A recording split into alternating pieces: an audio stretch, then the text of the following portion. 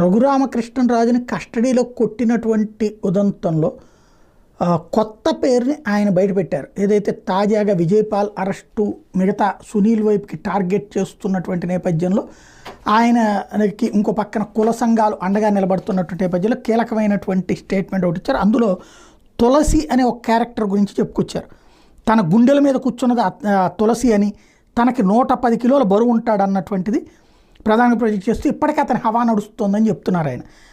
తన కస్టడీలో హింసించిన కేసులో మతిమరుపు వచ్చినట్టు నటిస్తున్న వాళ్ళు మినహా మిగిలిన వాళ్ళంతా విచారణలో ఉన్నదన్నట్టు చెప్పారని ఉపసభాపతి రఘురామకృష్ణరాజు వ్యాఖ్యానించారు. ఆదివారం విలేకరులతో మాట్లాడారు. తనను అంతమొందించే కుట్రలో భాగంగానే అప్పటి అధికారులు చేయకూడని పనులెన్నో చేశారని, ఆరోగ్య నివేదికలు సైతం మార్చేశారని ఆరోపించారు. నాటి పోలీసులు నా వాంగ్మూలాన్ని కూడా మార్చారు. అప్పట్లో కస్టడీలో నన్ను బాగా చూసుకున్నారని, జగన్ విషయంలో నేను తప్పు చేసి బాధపడుతున్నానని, వీఆర్ఓల వద్ద అంగీకరించానని, నేను అనని మాటలు అన్నట్టుగా తప్పుడు నివేదిక సిద్ధం చేశారు. దాని మీద సంతకం పెట్టాలని ఎస్పీ దిలీప్ కుమార్